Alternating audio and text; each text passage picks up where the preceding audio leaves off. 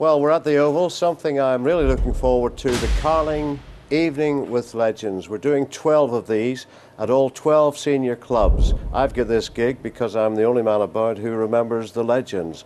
But Carling, when they came in as sponsors, they wanted to be hands-on and they wanted to get involved in football. They're doing that very well indeed. They sponsor the league, they also sponsor the Northern Ireland Football Writers, and now they're doing this. It gives the fans a chance to see stars of yesteryear.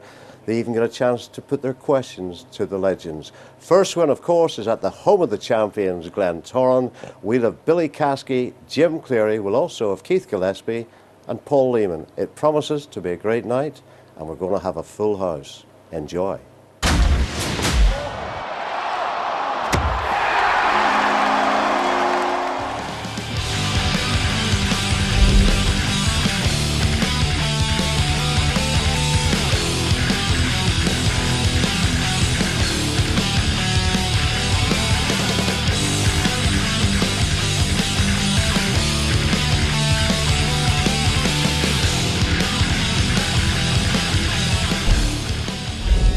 Jim, what would you rate as your greatest Glentoran moment and why? Probably 1988 Cup final. No, not because of the goal, but because of the fact it won us the double, and it hadn't been done for so long by the club. And it had been, I suppose, a particularly gratifying season for us because we've just talked about it earlier on actually. Because earlier on this season, myself and Caskey were both dropped by Tommy Jackson, I think for a County Under Shield match or something like that. And we hadn't had a great period up until Christmas, and then over 3 weeks, I think at the tail end of the season, we won the league one Saturday, the cup the following Saturday. I think it was the County Antrim Chalice the Saturday after. It was a special centenary trophy. So I think that one, because it was, and the fact we scored late on as well, and it was a culmination of a couple of great weeks, and I suppose a great club effort to actually do the double that year. And then we went to Cleary that year to win the league. I'm sure laddies in this room remember that day. And all the talk was that Cleary was going to beat us, and Linfield had to just beat Ballymena. But we had young Raymond Marson on our team. As you all know, Nuts has come up with some fantastic goals for us, and he was a bit of an unsung hero between us two, but not an unsung hero to us. And I remember that day. It was a great year for us. Who would you find was your toughest opponent you ever played against, and why? There's a wee guy who was my toughest opponent. Was a wee, Jim will remember him, called Willie Crawley from Dundalk. He played for Newry. He was like a goddamn limpet. Actually, I went over to get a drink one time. He was down beside me. During a match. And I says to him, Willie, there's a match going on. And he used to go, I'm not going to meet from you, boy. I was told to stay with you, and I'm staying with you all the way. So that was the kind of guy he was. But he was a really, really hard competitor. And sometimes you just felt like giving a big dig in the gut and walking off. But the majority of times I got the better of him. But after the match, a wee man would come over and buy you a pint. And as Roy McCready did. And that's the way it was in them days. What would you say was your most memorable goal? That'll not take long to think about. There are only 4 that I can remember. It's one more than me. Yeah, that's the one I was going to say. Austria, back in '94. It was my second cap. The volley from the edge of the box, and I just managed to put it in the top corner. It was a couple of minutes gone, and it's very important when you're playing away from home in Europe to silence the crowd. And scoring so early, I managed to do that. And although they scored, Phil Gray managed to score just before half time. We ended up winning the game 2-1.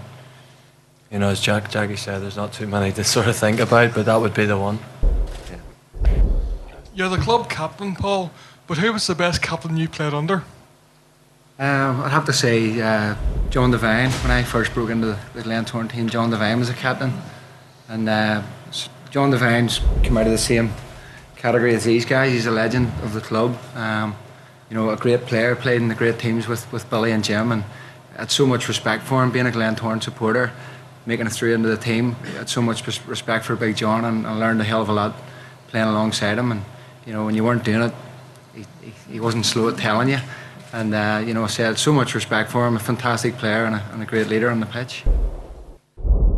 How have you taken to coming back to play in the Irish League? Is it what you expected in terms of standards? Is it better or worse? And physicality of it? The standard so far I've been pretty impressed with. You know, a lot of good players out there. It's physical, but you know, it's what I expected. You know, football is a physical game, and you know, you expect nothing less. But certainly the standard of it has been good. You know, you look at the sort of league this season. You know, clubs are sort of up near the top. You know, which you wouldn't really expect. So it sort of shows that the sort of league is improving every year. This is to Jim and Billy. Would you rather have played now than in your own era? Did you have the best of it, or do you think it's better now, Jim? No, I was happy enough playing when I played. Just, you know, I think you can't change the time you play at the end of the day. And as I said earlier on, I had 15 odd seasons playing in the Irish League, and I wouldn't have changed it. I had 6 really good seasons at Portadown, which I thoroughly enjoyed, and then 9 seasons here at the Oval. So, and I know people all say, "Oh, you're earning more money if you play nowadays," and all, but at the end of the day, it's not all about money. You know, we used to say when we were playing at the Oval, we weren't here to play for money. I could have went to any other club in the Irish League and got more money than we were getting here.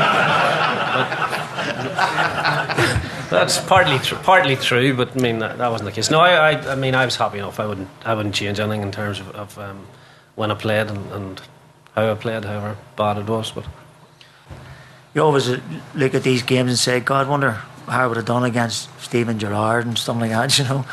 But no, I enjoyed playing with my team and the teams that I did play with, but I don't think there's any difference. No. But is there anyone in particular you think could be a future Glentoran legend? There's some great young talent. Grant Gardner is a player I seen playing for the under-16s a few years ago, and sort of picked him out of the crowd. Him and Johnny Black, and they're the two that sort of came through in the last year or so. So I think if they keep their feet in the ground and keep working hard, they can certainly play in Glentoran for a lot of years to come. As Paul said, the young lads coming through have shown a lot of promise so far. You know, you only have to look at Jimmy Gallagher when he played against Portadown, a few weeks ago. I thought he was outstanding that day, and he's still only young, so he's still got a lot to learn. But certainly there's a lot of promise there, and he would be one that, if he does learn and listen to what people tell him, he's got a good chance of making it across the water.